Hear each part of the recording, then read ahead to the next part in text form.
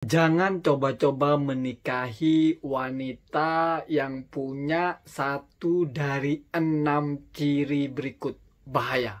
Simak selengkapnya.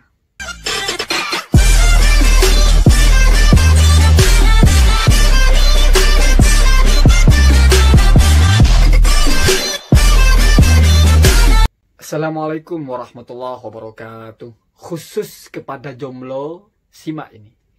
Bismillahirrahmanirrahim. Alhamdulillahirrabbilalamin. Allahumma sholli ala sayyidina Muhammad wa ala alihi wa sahbihi ajma'in, amma ba'du. Salah satu ulama Islam yang sangat terkemuka, yang masyhur, yaitu Abu Hamid Al-Ghazali atau disebut dengan Imam Ghazali, memberikan ciri-ciri atau karakteristik 6 varian yang tidak boleh atau jangan sekali-kali dinikahi. 6 karakteristik ini biasanya ada pada wanita. Mari kita ulang dari yang pertama. Apa kata beliau?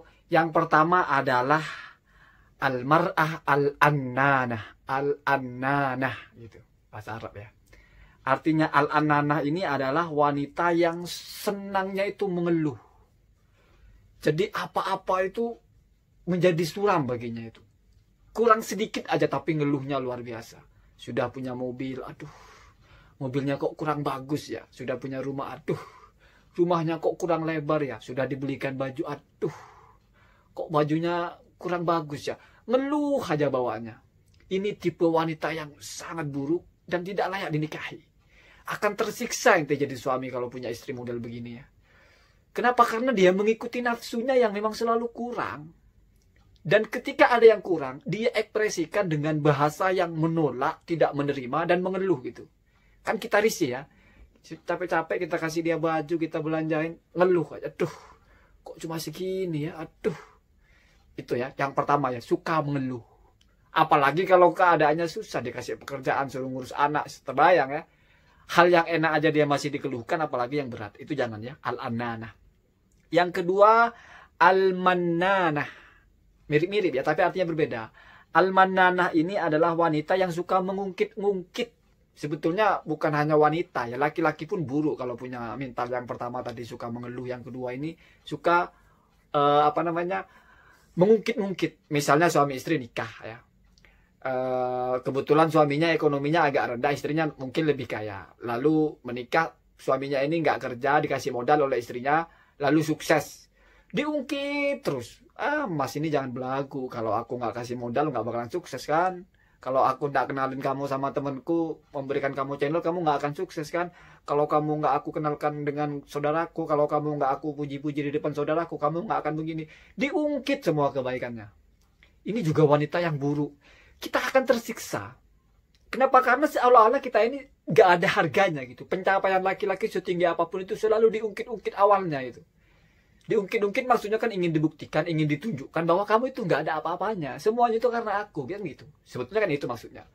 Kamu itu kere, modal kolor doang dulunya. Sekarang jaya kamu jangan salah. Dulu kan aku yang modalin. Dulu kan aku yang ngajak kamu kenalan sama teman-temanku pengusaha sehingga kamu ada channel, kamu sukses. Diungkit-ungkit. Dulu kan kamu nggak bisa apa-apa. Dulu kamu kan jelek. Dulu kamu kan begini. Dulu kamu kan begitu. Sekarang terbayang kalau Anda menikah dengan seseorang yang hobinya seperti itu. Bahkan mungkin bukan dalam hal yang besar, dalam hal yang kecil pun. Untung kamu aku kasih duit. Untung kamu tak siapin makanan. Coba nggak kamu bisa kelaparan. Untung kamu tak bikinin kopi. Semua diungkit-ungkit. Padahal itu sudah kewajibannya. Ini tentu akan membuat laki-laki tersiksa. Makanya bahaya kalau menikahi wanita semacam itu. Jadi yang kedua al-mannanah. Yang ketiga adalah al-hananah. Al-hananah ini adalah wanita yang suka menceritakan dan membangga-banggakan orang lain di masa lalunya. Atau ya gampangnya membanding-bandingkan lah. Misalnya dia janda, sudah pernah menikah. Atau dia tidak janda, tapi sebelum menikah dengan kamu dia punya pacar.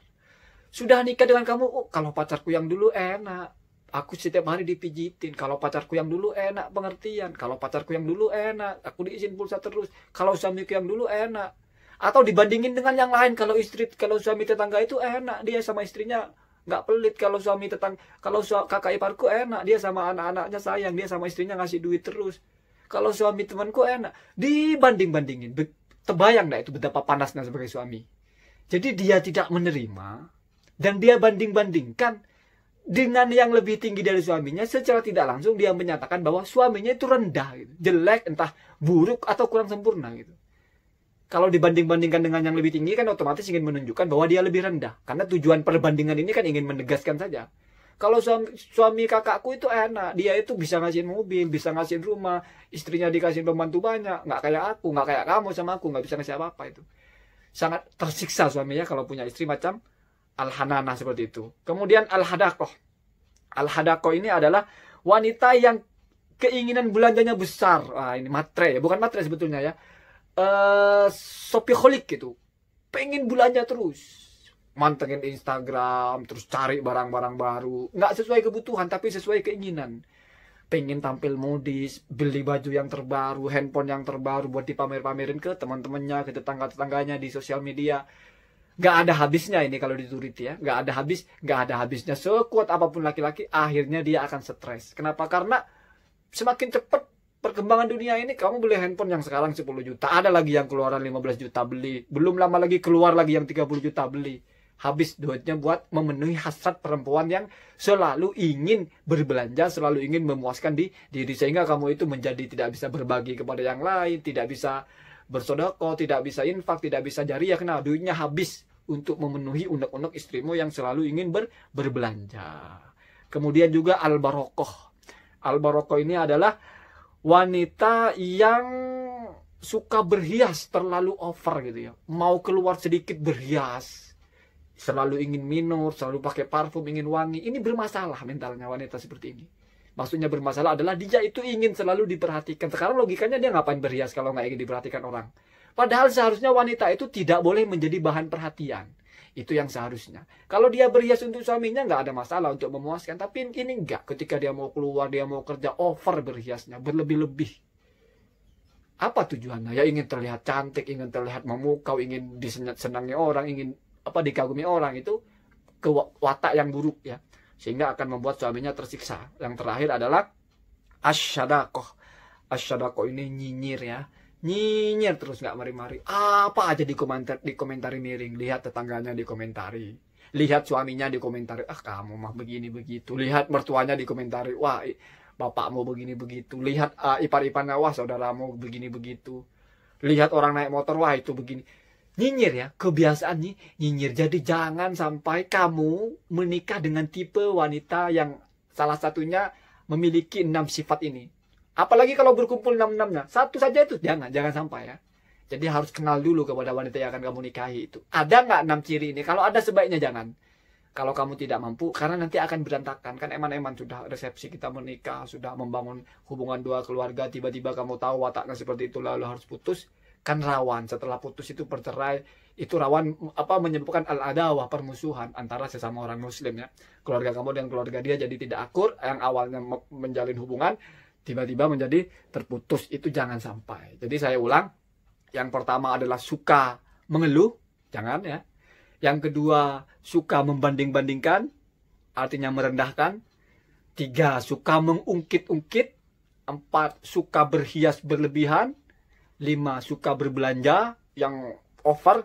6 suka nyinyir atau cerewet, tapi cerewetnya bukan hanya cerewet ngomel ya, tapi cerewet ngomongin keburukan, mengomentari, menyampaikan pendapat-pendapat buruk tentang semua hal. Dia lihat ini di komentari, dia lihat itu di komentari. Kamu wanita yang belum juga punya suami, punya watak seperti ini, belajar untuk dihilangkan. Yakin bahwa watak seperti ini akan membuat siapapun yang hidup dengan kamu tersiksa. Karena kamu sendiri juga akan tersiksa kalau punya suami seperti itu. Atau kalau kamu menjadi laki-laki terus istrimu seperti itu, kamu juga pasti tersiksa. Coba bayangkan, seharusnya suaminya bekerja sekecil apapun pencapaiannya itu dihargai. Gak perlu dibanding-bandingkan, gak perlu dikeluhkan. Sebulan cuma dapat gaji 5 juta misalnya, disyukuri. Gak perlu dikeluhkan, cuma 5 juta dapat apa mas? 5 juta habis buat beli baju mas. Coba temanku itu suaminya gajinya 20 juta mas. Kamu kerjanya nggak beres mas, cuma 5 juta gajinya. Watak-watak seperti ini akan membuat kamu sebagai perempuan tidak akan dipilih oleh laki-laki. Dan laki-laki yang mempunyai perempuan seperti mereka, seperti orang ini, akan dibuang. Kenapa? Karena semua orang itu tidak mau bertahan dalam ketidaknyamanan. Apalagi laki-laki kalau sudah berkaitan dengan harga dirinya, itu akan sangat sensitif dan akan sangat cepat mengambil keputusan untuk membuang. Sudah. apapun rintangannya. Kalau perempuanku sudah seperti ini, langsung biasanya dicerai-cerai saja. Setelah diceraikan banyak korbannya. Maka semoga kita terhindar dari mendapatkan jodoh seperti itu. Dan semoga wanita-wanita yang mempunyai watak seperti itu segera Allah hilangkan. Sehingga ketika dia menjadi istri, bisa menjadi mar'atun solehatun, wanita yang solehah bagi suaminya. Masuk kepada wa khairu mata'iha al-mar'atus soleh. Sebaik-baiknya perhiasan di dunia ini adalah wanita yang solehah. Hadanallahu wa iyyakum ajmain. Assalamualaikum warahmatullahi wabarakatuh.